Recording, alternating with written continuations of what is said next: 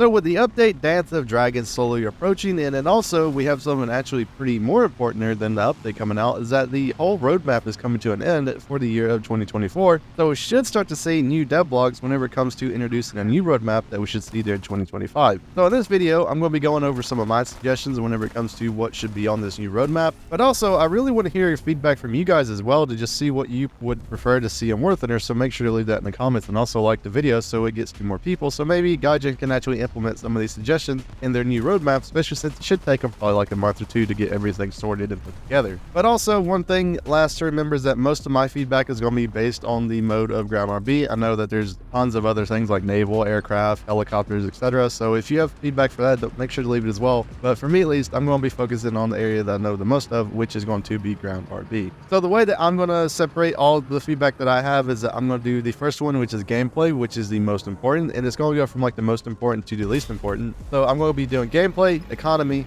UI improvements, new features, and then finally quality of life. So quality of life is just good things to have. It's one of those things that's not necessary, but also at the same time, it does make the game feel a lot better, which I think is a huge thing. So let's start out first with gameplay. So the first thing that I would really love to see Gaijin do is actually introduce multiple sound profiles that can be switched from the launcher. So if Gaijin decides to update the sounds once again, like they always seem to do in the year of 2024, we've had a different 50 cal sound pretty much every other update. And then also just tank engine sounds not working, you can fall back to older sound config, which means that you're able to actually still play the game effectively. It's been a huge issue of War Thunder just in the general last like 2 years maybe, of where they just decided to change sound every single update and every single minor update. So we would just see different sounds. You start to have issues like this plane's not actually making sound once they come above you. You have issues like tanks not making sounds either with their engines, and it just makes the gameplay experience just bad because for one update you're able to hear people's engines, and then the next one you just can't. So I think this would be a decently good thing for different sound settings, just because, well, if one sound setting is broken, then you can just go to the other one, at least try it out to see if it is fixed. And then also they can improve on this whole system in the future. This would be more of a quality of life thing, but we'll include it here, of where they could actually introduce different sound profiles. For example, if you want a naval centric sound where the naval sounds just seem better, you can download that one and play with that one instead. Or if you want to hear realistic tank cannons, you can download that one and play with that one. It's one of those things that I think Gaijin has been trying to do, especially with the custom sites coming out pretty soon, that they want to give more people access to different custom things within the game, even if they don't know how to do it or that they just play on console, which I think is honestly a really cool thing. But at the same time, please, if the sound is broke, please let us revert back. That would be my biggest gameplay like improvement in the world. My next suggestion for feedback is make spawn points for casts a dynamic system to where at the start of the game it's almost impossible to get into a cast point from just like a kill on a cap, and then towards the middle of the game and towards the end of the game it's easier to get into aircraft in general. So the reason I like to say this is because people like to play War Thunder as a cast game. They like to get into cast soon as they can because they know as soon as they get into cast, if it's very early on in the game, there's no counter fighters up, there's no counter cast, and there's also no SPA, which means they pretty much have free reign over the battlefield, which is a terrible thing whenever it comes to War Thunder. The one thing that really needs to change about this is that they do not need to be able to just get like one cap, one kill, and then they're able to spawn in a fully loaded like TU2. Like that is completely outrageous, especially since there's a lot of vehicles that just can't even counter the TU2 because they don't have roof machine guns. Like America is like the only nation that really has a ton of roof machine guns that can actually do anything about these planes. But the thing is that War Thunder needs to go on a new dynamic system to where you cannot just rush a cap and then you get enough spawn points to get into a thing. They definitely need to have a dynamic system of where you can rush a cap, you can still get a bunch of spawn points, but then maybe you need like 2 or 3 kills, which means that it would take a longer time to actually get into a cast plane, which I think overall is fair to the whole entire system. Another gameplay change that I would really like to see whenever it comes to cast is also having the ability to have, whenever you're on the spawn screen, a suggested spawn for SPA. And what this does is it basically highlights your SPA unit whenever there's 4 more enemy aircraft in the air, which means that you may want to spawn that in for your next spawn. This is a huge thing because whenever I'm playing as a group, one of the biggest questions that we ask the other people that we're playing in the squad is how many planes there is in the air whenever we're on the death screen and we're able to pick another plane or we're able to pick another tank or even SPA. The reason behind this is because if one of our teammates says, well, they got like 5 planes in there, then we know to spawn an SPA because that's going to be the most helpful to the team. The thing about it is that a solo player or people who are just playing as like a duo would not really have that same experience as we have because we're able to communicate. So I think what Gaijin should do is every time there's more than 4 aircraft in the air, it should highlight your SPA and also be a suggested spawn for that new spawn time, because it tells people that there's actually a lot of planes up in the air that need to be dealt with. I don't really think this is like a cheating thing because once again, like as a 4-man squad, we're able to just tell each other, hey, we need SPA now. Like that's the big thing I feel like this change could actually help is that it actually makes people spawn in SPA whenever it's needed, because as you know, you can spawn in SPA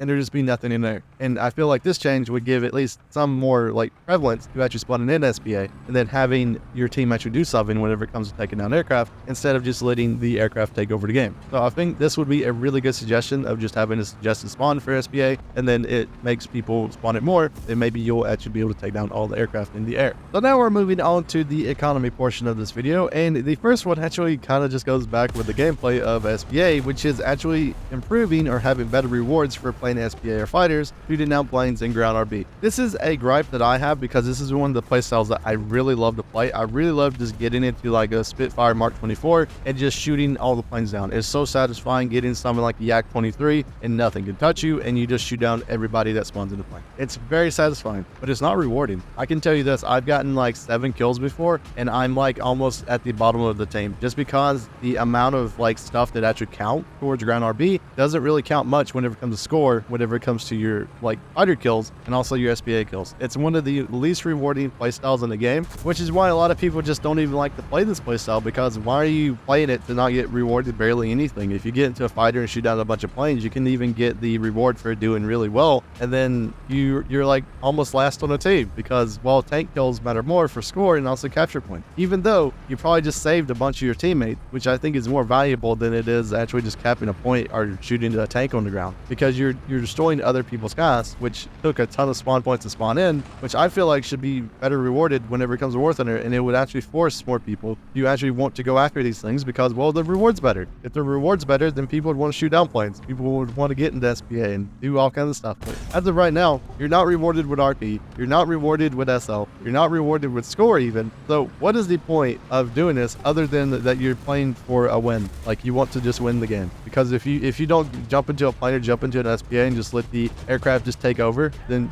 you've lost. That's the only reason that you do not just let them just take over. Because if they do, they win. So to me at least, this heavily needs to be improved in some sort of way whenever it comes to the rewards for it, because if the rewards are improved, then maybe more people would want to actually do this type of playstyle. So this next suggestion is based on gacha games, and yes, that's a terrible sentence to start this suggestion out with, but it's actually one of the good things that gacha games do, which I think can actually be added to War Thunder, especially with the new research bonus system that they're actually putting in whenever it comes to your new nation bonus. So whenever you get your new nation bonus, it's going to be like 3 to 5 games, depending on what the data might say. If you're watching this video in the future, it's still not come out yet, so we're not completely sure. But the thing that I would really love to see about this, and it's a gacha game feature, is called a catch-up mechanic. And what this is whenever you don't play the game for a decent amount of time, you actually save up some of your RP bonuses, and in this case it'd be RP bonuses for War Thunder, and you would be able to use more of them whenever you come back to the game. So like, let's just say that you quit playing the game for like 2 weeks and your bonus is like 3. So whenever you come back, you may have a bonus of 9 just because you didn't play the game a lot, and you get to come back and play the game a ton, and you're able to earn a lot of research and all that sort of stuff. I feel like this would be a really cool system, especially for people who don't have a ton of time to play. So like, if you get the weekends to play or something, maybe you come back to having 6 bonus games just because you didn't get to play throughout the whole entire week. I feel like this would be a really cool thing.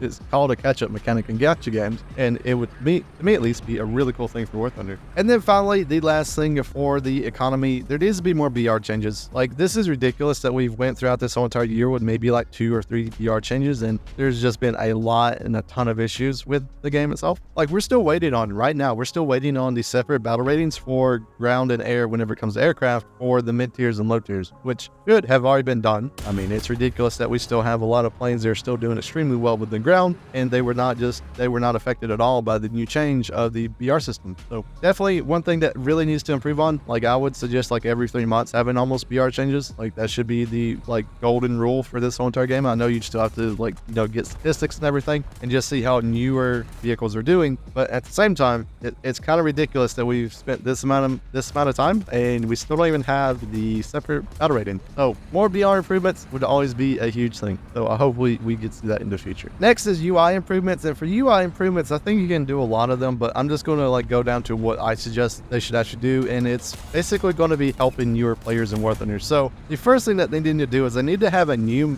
player mode whenever it comes to the UI and the HUD of War Thunder. So the reason I say this is because you can log into War Thunder right now. There's some sort of event on the side. There's some sort of like battle pass you got to do. There's some sort of thing that would overwhelm pretty much anyone who just like clicked on the game. And it's one of the big things that I hear from a lot of people who start the game, is that you're just confused on what to do, because they log in, they see that there's there's a tech tree, they see there's a battle button, they see there's like battles community tab, they see all kind of just random stuff whenever it comes to War Thunder, and they're just like, what I do. So I think there really needs to be a huge like push into like a new UI setting just for newer players, of where it just shows how to join a battle, your tech tree, and that's basically it. Just show people the basics, and then once they get to like level 20, 25, somewhere in there, then you can start opening up the rest of the UI to people. And so they're actually able to see like custom games, they're able to see simulator, they're able to see events that's going on, they're able to see different things. And I feel like this would be just an improvement, because one of the big things, like I've said before, is that whenever someone first joins the game, they get heavily confused just by how complex the HUD and the UI is when they're in the hangar itself. The next thing for UI improvements is that I would really love to have a filter for just all my tech trees in War Thunder, to where I'm able to filter out vehicles which are almost spaded, I'm able to filter out all the heavy tanks, I'm able to filter out all of the vehicles which are not spaded, I'm able to filter all the vehicles I've never played a game with. I would really love to have just different filters to see where I am progression wise whenever it comes to just the vehicles in general. So like, let's just say I'm looking for vehicles that I've just never played, I want to have a new experience with War Thunder, it just highlights all the vehicles that I've never even crewed. So I think that would be a really cool system to add, just give us different ways to filter through our tech trees, whether it be just finding all the heavy tanks, finding vehicles which only have like 1 or 2 mods left, finding vehicles which are on rank 4 mods, or vehicles I've just never played before. I think this would be a really cool system to add to War Thunder, and just have different sort of filters to filter out all the tech tree vehicles. Oh, also one thing that I just thought of when I was about to go on to the next topic of this video is that I would really love to see this filter be able to filter out stuff for battle pass challenges. Imagine just being able to click a button, find vehicle for a battle pass challenge, and able to find a vehicle that can actually complete the battle pass challenge. So let's just say that you're doing a challenge where you need a certain caliber cannon. You can say, well, I need a 90 mil. So you click on this button, it goes to all the 90 mils, and you're able to pick a cannon or a vehicle that you currently have that you can actually do the battle pass challenge with. Filtering a lot of this sort of stuff would just be a huge positive for the game. I feel like this is something that they should definitely introduce at some point for War Thunder. So now we're on to my new features of War Thunder, and the thing about new features is that I don't really expect any of these to come, just because of the complexities of actually introducing this sort of thing into War Thunder, and the amount of coding and just different things that would have to go completely right to actually introduce this sort of thing. So my first new feature is I would really love to have a Sherpa system. If you don't know what Sherpas are, it's a type of like a guide, right? So if you've ever played Escape from Tarkov, they have this system of where you can actually join in with people who are more experienced with the game, which then gives you a little bit of like a battle buddy to play with, so you can learn from them, you can learn where all the stuff is and all this sort of stuff. The same thing could happen for War Thunder, of where you could actually introduce a Sherpa system, which needs to be a vetted system. Like, you don't want no crazy person in there telling people to just go jump off a cliff whenever it comes to War Thunder and they're laughing at them. You want someone who is generally going to actually help people, which means that you need to vet this sort of thing. It could even be an official Discord community from Gaijin, which lets people join in with people who are more experienced with the game, and then those people who are more experienced can actually earn rewards for doing so. Like, maybe you earn like 50 gold every 20 battles you play with your people. You're able to get different things, maybe some decals, maybe some premium stuff, maybe they give out some sort of premium rewards. It just helps people get into the game, maybe find some friends to play with, because that's one of the big things from War Thunder players I hear a ton of, is that yes, you may play War Thunder, but it's very hard to find like real life friends or people who are actually playing the game, because of just the complexities of the game. And then also, once real life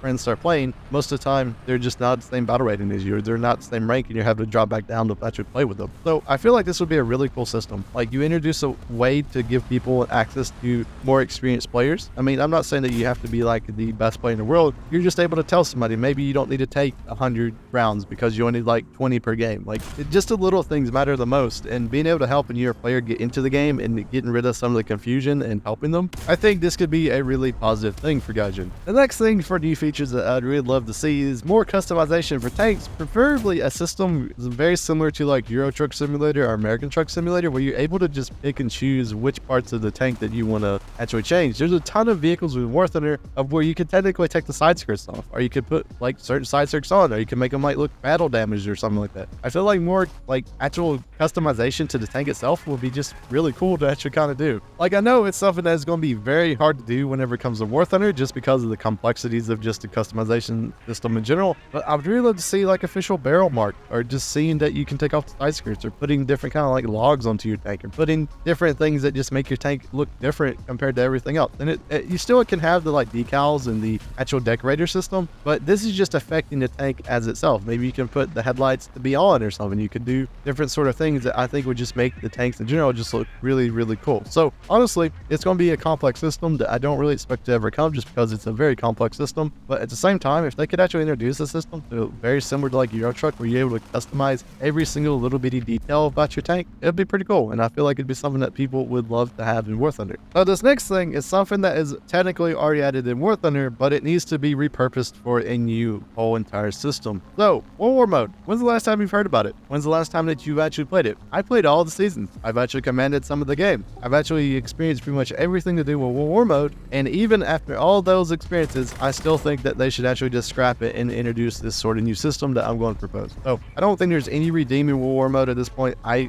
personally just think it's completely dead. And the only thing that they can really do for it is to just repurpose it into this sort of mode that I'm going to suggest here. So World War mode is a failure, and they should just re-engineer the game mode to war stories, where you can earn vehicles by playing PvE missions of historical events and earning vehicles like the Stug Ford, for example, once you complete the event. Gaijin could actually introduce the sort of thing where you can still pay for it, so they can still make money from doing this whole entire system if you don't want to play the war stories for some reason. But introducing World War mode into this sort of system called war stories would just be a more positive thing, because instead of it just being this like esports kind of mode that they wanted to create, where it's like the competitive squadrons just go against each other, you now have a mode which is more like based around just people. Like you're based more around the players themselves that actually play the game, instead of it being about the whole like 1% of people who are going to do extremely good and just know how to do everything whenever it comes to World War mode. So what you could do is that you could repurpose all the missions for War mode that they've already made into a PvE mission. Maybe there's some where you got to destroy convoys. Maybe there's some where you have to destroy the enemy bombers before they make it to the actual battlefield. Maybe there's some where you got to destroy ships, because there was some naval battles that was in World War mode as well. Like there's a ton of things that you can do to World War mode to make it more popular and make it more accessible to just the average player. And as of right now, we've not seen it in a very long time, so I'm not really expecting for it to ever come back anytime soon anyways. So I feel like this is what they should do to it. Like I know some people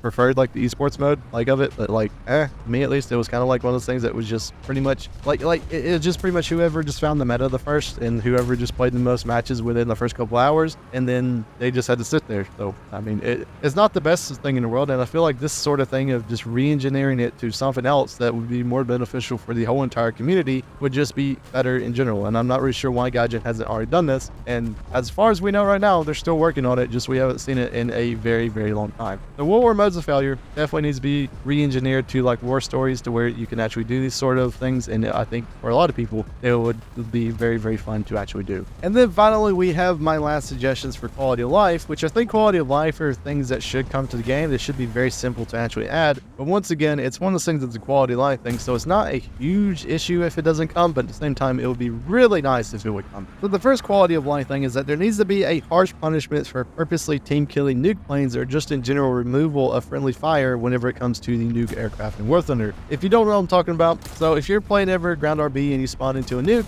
you can sometimes have some, I don't know, edgy teammates, or maybe you have some people who just think it's a good laugh to shoot down a nuke plane, and then they just do it because they think it's funny or something like that. It's a huge issue for War Thunder because, well, for some people, they may only get like 1 or 2 nukes in their lifetime of ever playing War Thunder, and imagine that 1 or 2 nukes are shot down by a friendly. Like, that's not really that fun, is it? And it goes for the same thing whenever it comes to just enemy nukes. Like, I've seen it before where I've actually won a game that should have been lost because our enemies decided to team kill their own nuke.